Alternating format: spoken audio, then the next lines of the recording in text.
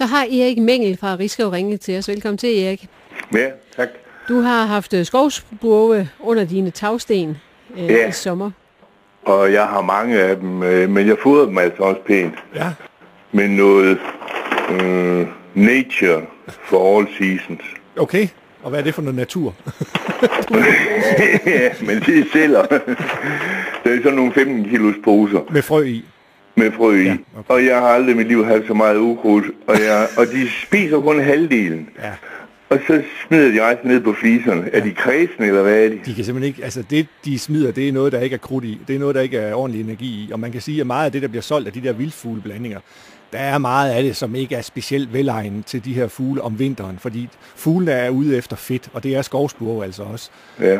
Og det skal være fedtholdige frø. Det der sukkerholdige stivelsesting der, det gider de altså ikke rigtigt.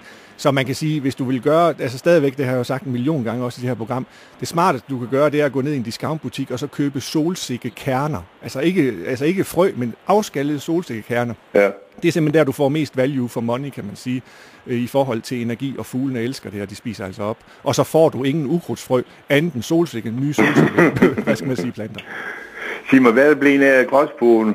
Jamen, det er jo en historie, der simpelthen er 30-40 år gammel.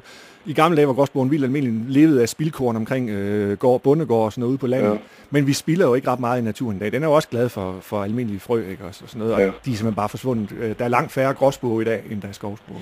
Så Erik, du skal ud og købe nogle solsikkekerner, hvis du vil undgå alt det der ukrudt. Tusind tak, fordi du ringede til os. Ja, velkommen. Hej. Der er flere, der spørger, hvilken type fedt man skal bruge, hvis man skal lave nogle gode mejsebolde, eller sådan, mejsekugler, de der, man hænger op. Har du nogen bud på det? Andefedt for eksempel, bliver der spurgt, kan man bruge det? Flæskestegsfedt, andefedt, alt muligt. Det du så kan gøre, det er jo igen blande noget korn i, ikke? Også blande nogle solsikkekerner eller andet i, og så lægge det ud på foderbrættet og lave dine egne mejsekugler og hænge dem op. Jeg lover dig, at fuglene nok skal æde det. Fedt er godt. Det er jo kannibalisme. Fugle spiser fugle. Er det okay? Etisk forsvarligt. Det er der jo nogle fugle, der gør i forvejen. Hvis du har mødt foderbrættet skrækspurvehøen, så kommer den jo væltende ind over. Men du fodrer formentlig ikke ender med andefedt, men andre fugle. Så fugle lever af fugle. Okay.